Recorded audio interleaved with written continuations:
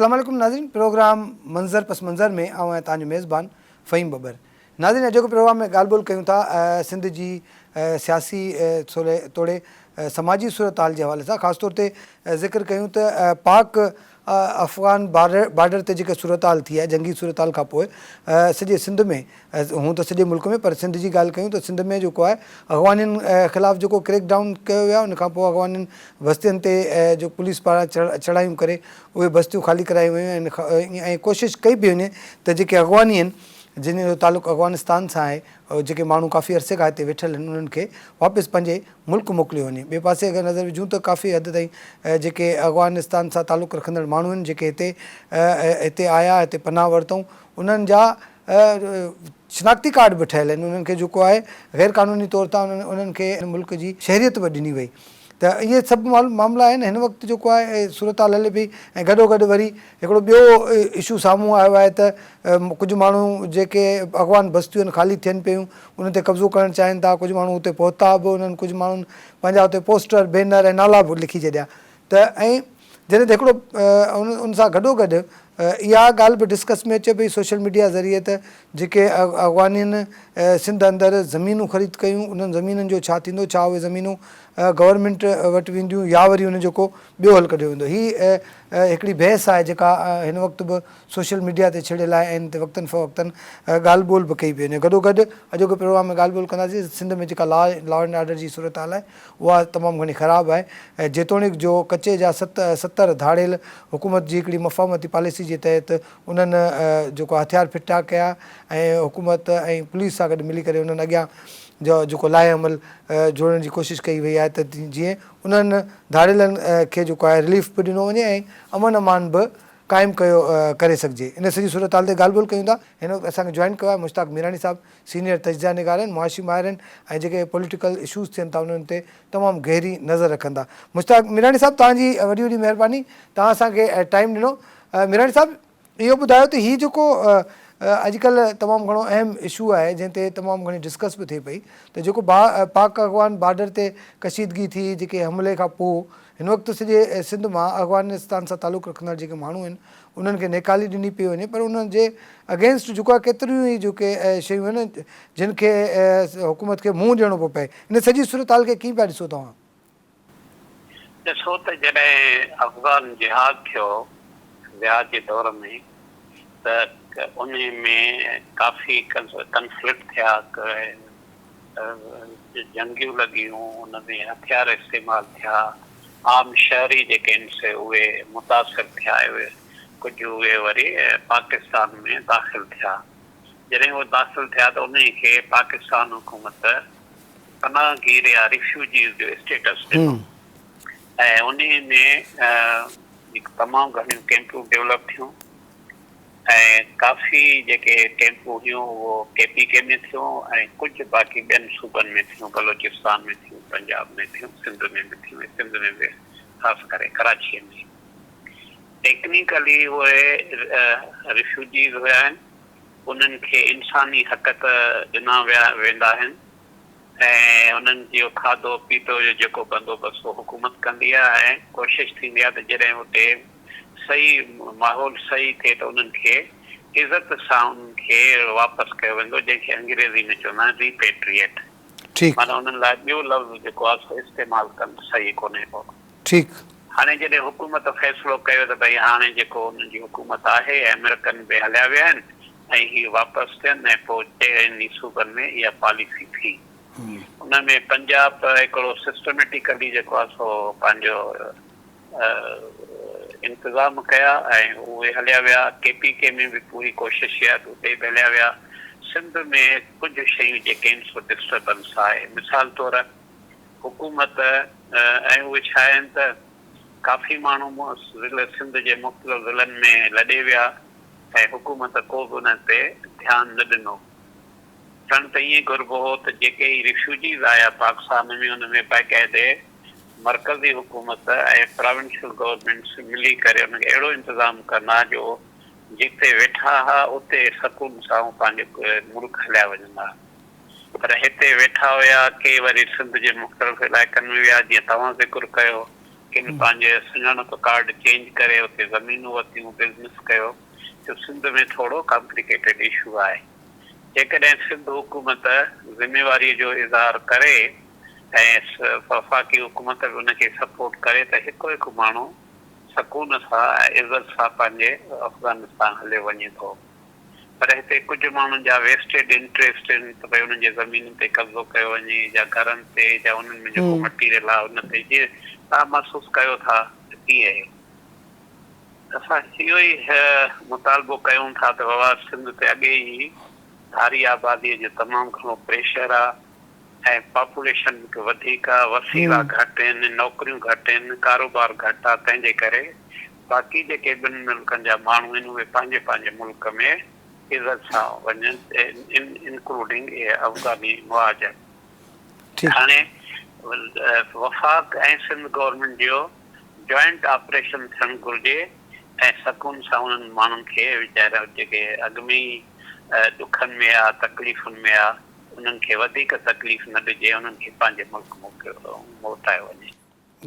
बिल्कुलु सही था चओ। पर हीअ जेका सूरत हाल ॿी नज़र अचे थी त बदकिस्मती सां इहे जेके इलाइक़ा आहिनि जिते अॻवानी जेके आहिनि उते आबाद आहिनि, उते करप्शन जो ऐं उते जेको आहे ख़ासि तौर ते मनशियात चइजे, असलो चइजे, स्मगलिंग थिए, त अहिड़े क़िस्म जूं शयूं उते जेको आहे तमामु घणियूं नज़र आयूं आहिनि ऐं ईंदियूं रहियूं आहिनि। त इन खे बि जेको आहे इन जो असर बि जेको आहे असांजे समाज ते तमामु घणो जेको नाकारी पियो आहे। इन खे कीअं पिया ॾिसो त ज़ाहिर आहे हिकिड़े पासे हिकिड़ो मुल्क सूबो आहे, उन खे जेको आहे मुख़्तलिफ़ चैलेंजिस साम्हूं आहिनि, ॿिए पासे जीअं इंसानी हक़नि जो बि ख़्यालु रखिणो पवंदो, ज़ाहिर आहे औरतूं आहिनि, ॿार आहिनि, उन्हनि जो बि ख़्यालु रखिणो, उन्हनि खे जेको रिमूव करिणो आहे या उन्हनि खे पंहिंजे मुल्क पहुचाइणो आहे, उन खे बि जेको आहे अहिड़े रीति करिणो आहे जीअं इंसानी हक़नि जी भनकड़ी बि न थिए।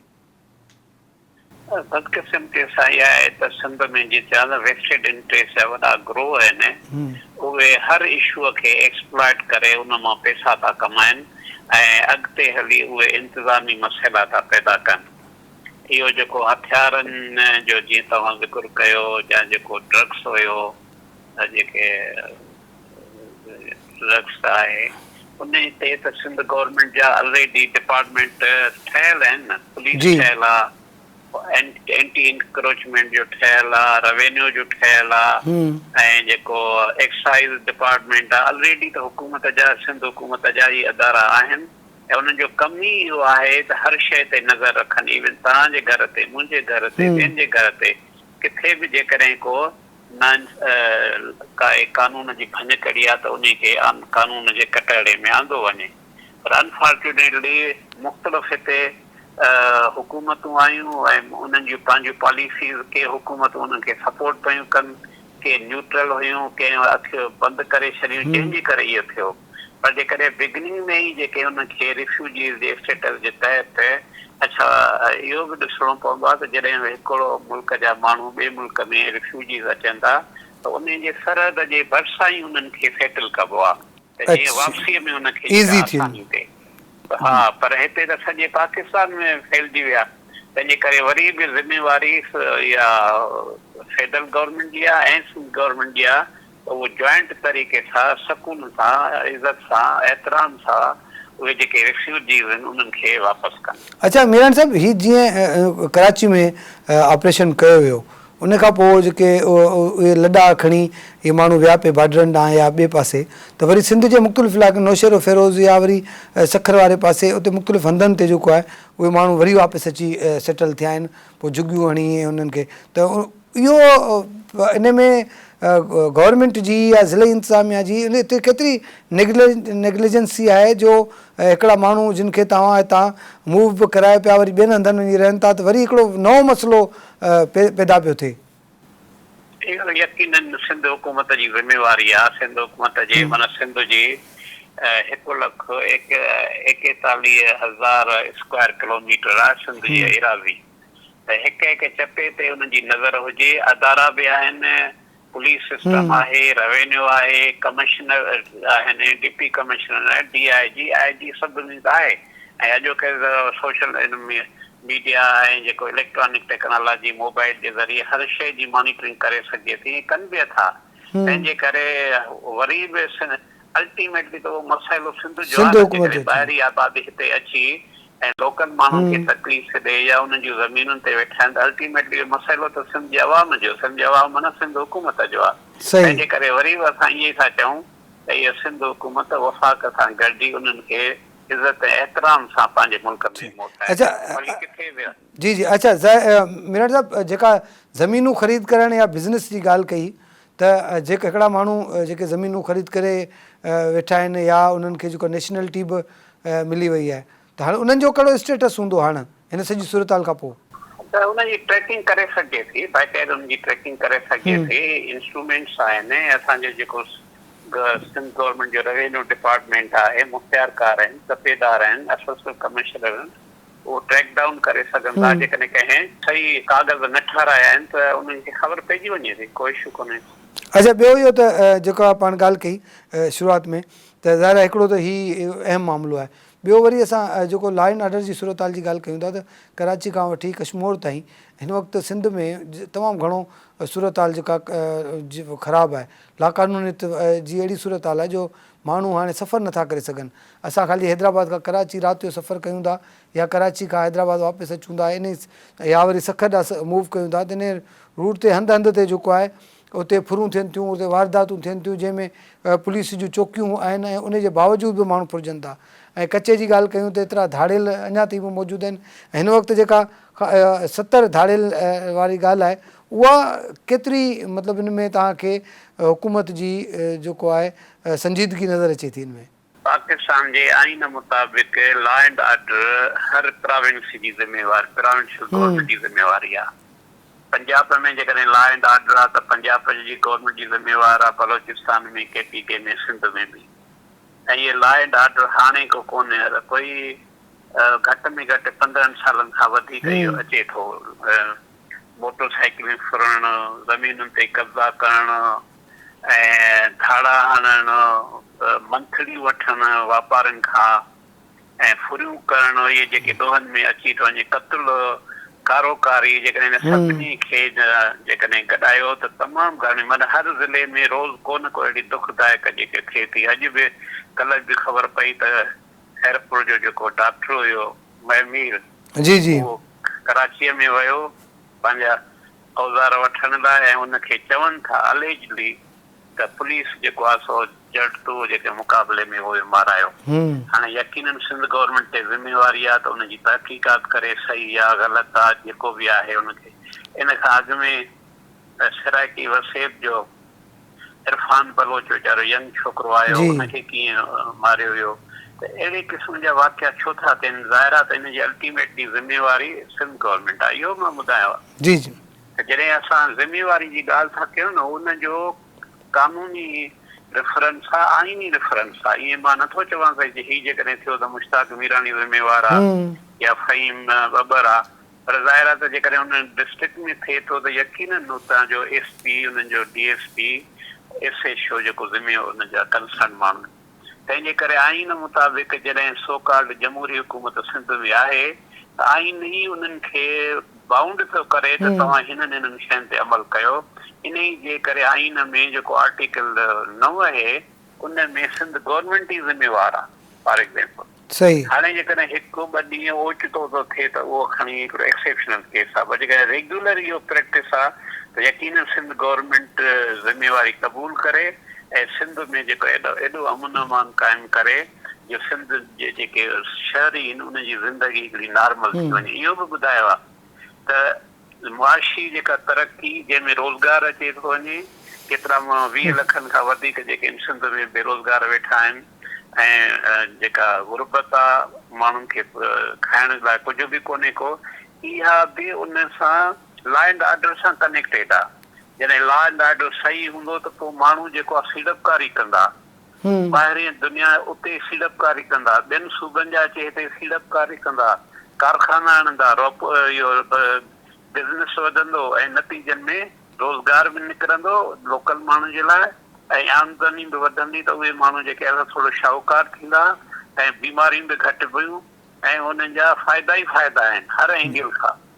पर बदकिस्मती सां असांजे लॉ एंड ऑर्डर खे डिफरेंट एक्सपेक्ट सां ॾिठो ई न वियो आहे। हिते सिर्फ़ु इहो आहे त ही माण्हू क़तल थियो, ही कारोकारी में वीचारी औरत खे जो जान वई या हिते ताड़ो लॻो या फलाणो, इहो सिर्फ़ु इहो वाक़ियो न आहे पर उहो मैसेज आहे सॼी सिंध खे त बाबा हाणे हुकूमत कोन्हे को, तंहिंजे करे हाणे जीअं वणेव तव्हां कयो, कंहिंखे मारियो, कंहिंजे अगवा कयो, कंहिंजे ज़मीनुनि ते कब्ज़ा कयो, पाणी जेको आहे सो चुरायो, ॾींहं ॾिठे जो राति जो वाटेवर में बि, त इन जे ऐं प्लस ज़ाहिर आहे तॾहिं त तव्हां ॾिसो था, तव्हां त मीडिया में आहियो त केतिरी बेरोज़गारी आहे सिंध में। नाज़रीन, ॻाल्हि ॿोल जो सिलसिलो जारी आहे, वठूं था शॉर्ट कमर्शियल ब्रेक।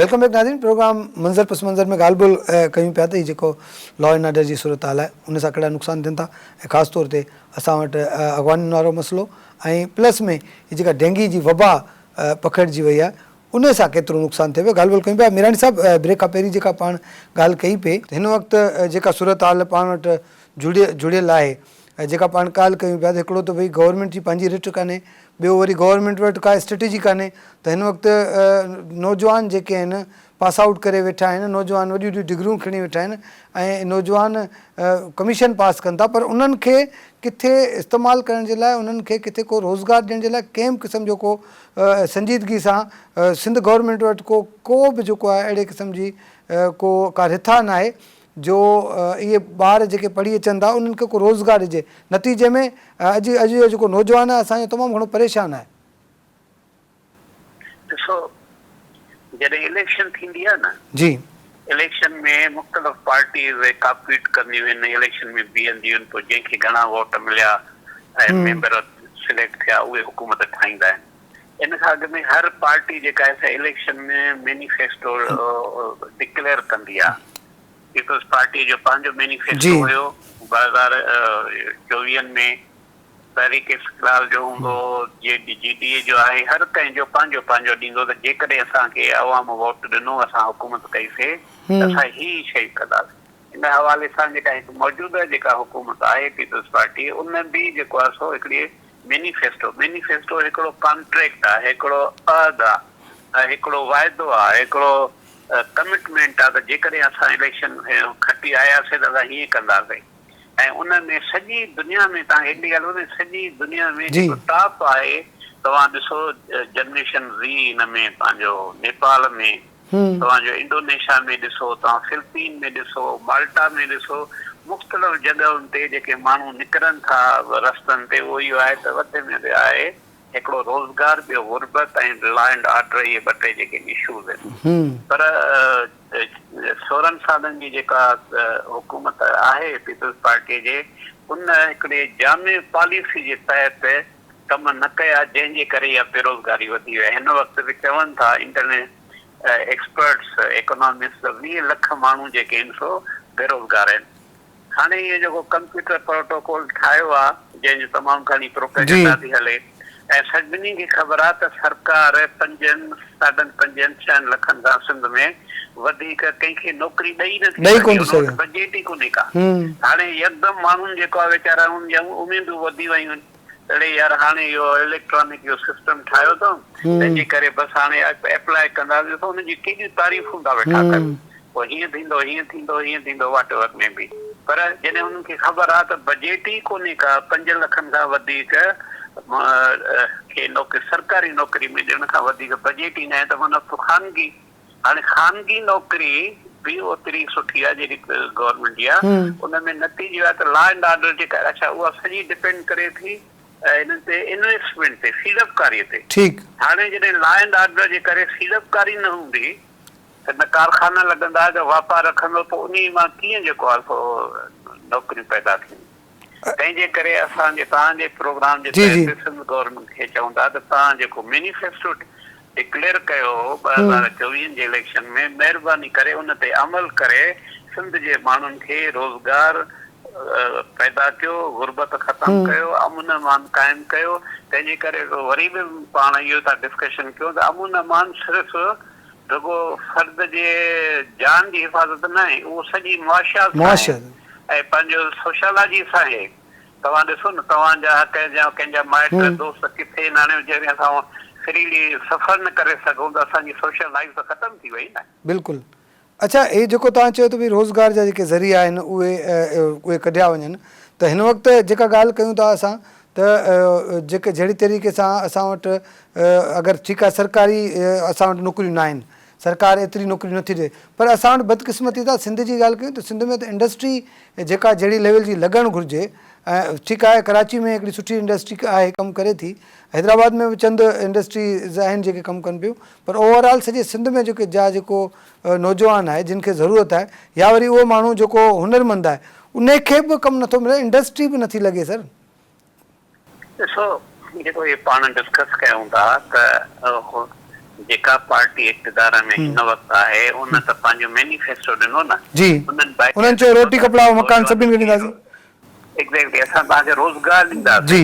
हाणे रोज़गार ॾियणु टोटली मां थो चवां एज़ अ इकोनॉमिक्स जे शागिर्द जे हैसियत सां या रिसर्चर जे हैसियत सां टोटली लॉ एंड ऑर्डर ऐं रूल ऑफ लॉ ऐं गुड गवर्नेंस ते डिपेंड थो करे। जॾहिं टई असांजे सूबे में मौजूदु ई न आहिनि त पोइ सीड़पकारी किथां थींदी, रोज़गार किथां निकिरंदो। ठीकु। ऐं हिन में सॼी सूरत इन सॼी जेका आहे उन में हुकूमत ज़िम्मेवार आहे। ॾिसो वरी वरी थोरो इहो जेके दोस्त ॿुधनि था न उन्हनि जे लाइ हिकिड़ी माना नॉलेज शेयर था कयूं। जी जी। सॼी दुनिया में जिते जमहूरियत आहे उते हर 4 या 5 सालनि खां पोइ इलेक्शन थींदियूं आहिनि। जेका पार्टी इक़्तिदार में हूंदी आहे जेकॾहिं उन सही कमु कयो, माण्हू मुतमिन आहिनि त उनखे वोट ॾींदा, जेकॾहिं न त नेक्स्ट इलेक्शन में ॿी पार्टीअ खे ॾींदा जेको इन खे चवंदा आहिनि त माण्हुनि जी सज़ा, माना जेका ख़राब हुकूमतकारी जेका पार्टी हूंदी उनखे माण्हू सज़ा ॾेई ॿी पार्टीअ खे चूंडींदा आहिनि। तव्हां ॾिसो अमेरिका में ॾिसो डेमोक्रेट हाणे ट्रम्प आयो आहे जेको रिपब्लिकन पार्टीअ जो आहे, तव्हां कांग्रेस हुई इंडिया में, हाणे जेको बीजेपी आहे, ऐं त मुख़्तलिफ़ मुल्कनि जी तव्हांखे सॼी ख़बर आहे। हाणे तव्हां ॾिसो त जापान में हिकिड़ी पार्टीअ जी औरत प्राइम मिनिस्टर थी आहे जेको तारीख़ी हिकिड़ो रिकॉर्ड आहे। त तंहिंजे करे हुकूमत ई ज़िम्मेवार आहे एक्सक्लूसिवली, माना हिन में को शक न आहे न को का इहा ख़ैरात आहे माण्हुनि जे लाइ। उनखे माण्हुनि खे रोज़गार ॾियणु, अमन अमान करणु, रूल ऑफ लॉ क़ाइमु करणु, गुड गवर्नेंस, उहा उनजी ज़िम्मेवारी आहे। जॾहिं ज़िम्मेवारी था चवनि माना ॿी शइ कोन्हे का। ठीकु ठीकु आहे। ऐं आख़िर में ख़ाली इहो ॿुधाइजो मीराणी साहिबु, हीअ जहिड़ी तरीक़े सां पाण ॻाल्हि कई पियो गवर्नेंस जी, त हिकिड़ो हैदराबाद में हिन वक़्तु काफ़ी अरसे खां हिकिड़ो वॾो इशू हले पियो त डेंगी जो मर्ज़ जेको आहे तमामु घणो तेज़ी सां वधियो आहे, ऐं उहो बि सॼो जेको असांजी जेका इंतिज़ामिया आहे, ज़िले इंतिज़ामिया या म्यूनिसिपल जो इदारो, उन जी ज़िम्मेवारी थिए थी। हिन वक़्तु तक़रीबन 18 खां वधीक जेको डेंगी जा मरीज़ उहे जेको आहिनि फोत थी चुका आहिनि। त हीअ सॼी जेका हिननि जी गैर संजीदगी जे करे थिए पियो, त इन सॼी सूरत हाल में अगरि असां नज़र विझूं त हैदराबाद जो माण्हू बि ॾाढो परेशान आहे। हाणे तव्हां ॾिसो न इहो कानून में कंहिं बि वकील खां पुछा कयो त हिकिड़ो असां यूज़ कंदा आहियूं टर्म क्रिमिनल निग्लिजेंस, जी, माना ॾोहारे क़िस्म जी लापरवाही। ठीकु आहे, मिसाल तौर ट्रैफिक जे हिकिड़े पोल ते सिपाही बीठो हुजे ऐं ट्रैफिक चौधारी घुमे फिरे हले पई ऐं उते हू पंहिंजे मोबाइल में बिज़ी आहे ऐं पोइ एक्सीडेंट थियनि था, त इन जो एक्सक्लूसिवली क्रिमिनल निग्लिजेंस जे कानून जे तहत उहो सिपाही जेको ट्रैफिक वारो उहो ज़िम्मेवार आहे। जॾहिं असां वटि 250 अरब खां वधीक जेका बजेट आहे पंहिंजो हेल्थ जी, चवंदा त 300 खां वधीक आहे, ठीकु आहे, त उन्हनि जो कमु आहे त बाबा हिननि सालनि में, साल जे हिननि महीननि में डेंगी अचे थी, तो नओं न आहे, काफ़ी सालनि खां सिंध में आहे, पाकिस्तान में आहे। हिननि जी तयारी अगस्त खां शुरू करणी घुरिजे आहे। अगस्त में सभिनी खे मोबिलाइज़ करणु घुरिजे आहे, मीडिया खे, यूनिवर्सिटीज़ खे, कॉलेजिस खे, वॉलंटियर, हेल्थ डिपार्टमेंट, सभिनी खे करणु घुरिजे आहे। ठीकु आहे, उहा मोबिलाइज़ करणु अवाम खे जेको आहे सो इहो अवेयरनेस ॾिजे आहे। जिते पाणी हुयो गंद उनखे कढी छॾिजे आहे। मूंखे यादि आहे त शहबाज़ शरीफ़ जे दौर में हू पंहिंजो टायरनि खे बि चेक कंदा त हिन में पाणी त कोन्हे जिते इहे मच्छर था थियनि। हाणे हिकिड़े सूबे जी केॾी सुठी गवर्नेंस हुई ऐं हिते सिंध में ॾिसो सॼी हाणे त कराचीअ खां वठी सॼी सिंध में थी वञे, सही जेसिताईं वञी पर इहो सर्दी ॾहींदी तेसिताईं इहा डेंगी त वधंदी रहंदी। रोज़ाना जी बुनियाद ते हज़ारे केस साम्हूं अचनि पिया। ऐं इहो बि ॿुधाइजो त वकील ऐं डॉक्टर जेको आहे हिन सॼे मामले ते, हिकु वकील जो पुटु जेको आहे हिन में डेंगी विघे फोत थी वियो, जंहिंखां पोइ डॉक्टरनि जे मथां FIR दाख़िल कई वई आहे ऐं उहा बि क़तल जा जेके दफ़ा तया विया आहिनि। हिन वक़्तु अॼु जी अगरि ॻाल्हि कयूं था त अॼु बि जेको आहे डॉक्टरनि OPD जो बाइकाट कयो आहे ऐं पंहिंजूं प्राइवेट क्लिनिक्स बंदि रखण जो जेको ऐलान कयो, त इहो बि क्लेश ॾाढो वधंदो पियो वञे। हाणे इहो ॾिसो, इहो सेंसिटिव इशू आहे ऐं बिल्कुलु असांखे तमामु दुख थियो आहे। मां पाण सोशल मीडिया नौजवान हिकिड़ो छोकिरो वीचारो हुनजी फौतिगी थी आहे, चवनि था माइट त हुनखे डेंगी प्रॉपर हुनजो इलाज न थियो, तंहिंजे करे हुकूमत ते फर्ज़ु आहे त उहो जुडिशियल कमीशन क़ाइमु करे ऐं तहक़ीक़ात कंदे पोइ जेको बि कंसर्न जेकॾहिं हुन में ते ज़िम्मेवार हुयो त उन ते जीअं कानून जे मुताबिक़। पर हाणे ईअं डॉक्टरनि खे जेकॾहिं तव्हां रुगो केस वेंदी कंदव क़त्ल जा, त पोइ सॼी सिंध जो को बि डॉक्टर जेको आहे न उहो प्रैक्टिस ई न करे सघंदो। ख़ुदा न ख़ास्ता कंहिंजे फैमिलीअ में को वीचारो गुज़ारे हवा हिन सही न कयो त तंहिंजे करे इहो जेको इशू आहे ॾाढो सेंसिटिव आहे। ऐं जेको डॉक्टरनि जो इहो ई जेको आहे त भई तव्हां पहिरियों इन्वेस्टिगेशन कयो, सुठा डॉक्टर, ऐं पोइ ॾिसो त कहिड़े डॉक्टर सां जेको हुते मौजूदु हो जंहिंजी ड्यूटी उन प्रॉपर ड्यूटी न ॾिनी, त पोइ कानून जे हैसियत सां उहो सभु कुझु थींदो। भई ईअं जेकॾहिं तव्हां केस करे डॉक्टरनि खे कंदो त पोइ इहो माना कानून मुताबिक़ सही रस्तो कोन्हे को। ठीकु आहे, महिरबानी मीरानी साहिबु, तव्हांजी वॾी वॾी महिरबानी, तव्हां असांखे टाइम ॾिनो। नाज़रीन, तव्हां मीरानी साहिब जी ॻाल्हि ॿोल ॿुधी। हीअ जेका सूरत हाल हिन वक़्तु सॼी सिंध में जुड़ी आहे, हीअ जेके ॿ टे अहम इशूज़ जेके जंहिं ते असां ॻाल्हि ॿोल कई ऐं मीरानी साहिब खां एक्सपर्ट जे तौर ते जेका राय वरितीसीं, त तमामु अहम जेके शयूं मीरानी साहिब डिस्कस कयूं। त असां वटि लॉ एंड ऑर्डर जी जेका सूरत हाल ख़राबु थिए थी, उन सां असांखे तमामु घणो नुक़सानु थी रहिया आहिनि। ज़ाहिर लॉ एंड ऑर्डर जी सूरत हाल ख़राबु थिए थी, अमन अमान जो मामिलो थिए थो, त जेके असां वटि सरमाएदार माण्हू आहिनि जेके सरमायो खणी अचनि था ऐं जेके लॻाइणु चाहिनि था, इंडस्ट्रीज़ तबाह थियनि थियूं, मुआशी बहिरान पैदा थिए थो। त हीअ जेको असां वटि हिन वक़्तु जेका लाक़ानूनियत आहे उनजो हिकिड़ो उनजो जेको इफेक्ट आहे या उनजो जेको नतीजो निकिरे थो, उनजो नतीजो तमामु घणो ख़तरनाक निकिरे थो। ऐं उहो निकिरे इहो थो जो असां वटि सरमाएदार माण्हू नथो अचे, असां वटि प्राइवेट सेक्टर में को कमु नथो थिए, असां वटि इंडस्ट्री नथी लॻे। नतीजे में असांजा माण्हू, असांजा नौजवान जेको हिन वक़्तु सख़्तु बेरोज़गारी खे मुंहुं ॾेई रहिया आहिनि। ऐं उन खां पोइ वरी उहो जेको जॾहिं इहे इंडस्ट्रीज़ नथियूं लॻनि, जॾहिं इहे शयूं नथियूं थियनि, त असां वटि महांगाई जो रेशो बि वधे थो। ॿिए पासे जेका ॻाल्हि कईसीं त जेका हिन वक़्तु डेंगी जी वबा सॼे सिंध जी आहे, हैदराबाद में बि वधी आहे ऐं तमामु तेज़ी सां वधी रही आहे। उन में जहिड़े तरीक़े सां डॉक्टरनि ते केस दाख़िल कया आहिनि, जहिड़े तरीक़े सां म्यूनिसिपल ऐं ज़िले इंतिज़ामिया जी ग़फ़लत साम्हूं आई आहे। ऐं उनजो ई नतीजो आहे त जेका ज़िले इंतिज़ामिया हैदराबाद जी उन वक़्त ते कंहिं क़िस्म जो क़दम न खयूं, वक़्त ते थियणो ईअं हो जो अॻुवाटी माण्हू ख़बर त हुई सभिनी खे त जीअं मौसम चेंज थींदो डेंगी जो मर्ज़ बि थी सघे थो ऐं डेंगी जा जेके मरीज़ वधीक डेंगी जो जेको वायरस आहे उन सां मुतासिर थी सघनि था। उन खां बचाव जे लाइ जेका गवर्नमेंट खे स्ट्रेटजी करणी हुई, जेका ज़िले इंतिज़ामिया खे उन खां बचाव जे लाइ क़दम खणणा, उहे वक़्त ते खयां न विया। नतीजे में ईअं थियो जो हीअ डेंगी जो जेको वायरस वधियो ऐं 1, 2, 3 जे पोयां हिन वक़्तु तक़रीबन 20 जे क़रीब जेको माण्हू ॿुधाया वञनि था जेके डेंगी विघे फोत थिया आहिनि। ऐं ॿिए पासे जॾहिं हिकु वकील जो पुटु जेको नौजवान उहो फोत थिया, उन उहो अदालत खां आर्डर वठी उन जॾहिं केस दाख़िल करायो आहे ऐं उहो 302 जी जेका क़तल जी जेका उन में आर्टिकल शामिलु कयो वियो आहे। ऐं जंहिंखां पोइ हिन वक़्तु जेके शहर जा डॉक्टर आहिनि उहे तमामु घणो परेशान ऐं सरापिया एहतिजाज आहिनि। हिकिड़ी अहिड़ी ख़तरनाक क़िस्म जी सिचुएशन हिन शहर में पैदा थी वई आहे जंहिंजे करे जेको आम माण्हू आहे उनजी सिहत, उनजो जेको कारोबार, उनजो जेको रोज़गारु सभु दाव ते लॻी वियो आहे ऐं माण्हू जेको आहे सख़्तु परेशानियुनि खे मुंहुं ॾियण ते मजबूर आहिनि।